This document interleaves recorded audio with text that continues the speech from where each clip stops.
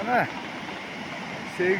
May saat 3:30 3:30 Tokaş'ta Selahota.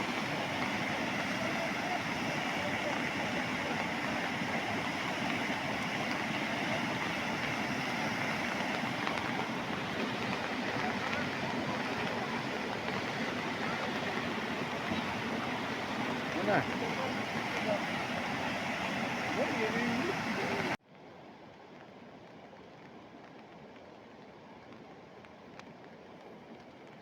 Mına baklava şey basıp ketken su. Galisa'nın su baskan.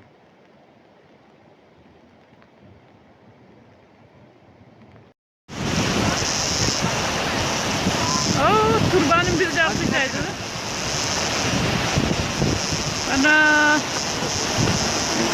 Leylek rayonunun İspanajarı'nın Cankonu Saylı'nın sayra katıda selket bırakıp Reylo'dan kovdan çıkan sel bizge bir ok cam kuracağın çok gün açık mılar gün şehit bey açık bir ok öte çok sel geldi. Allah'ım özünü sakla. Arkadaşlarından Allah'ım özünü sakla.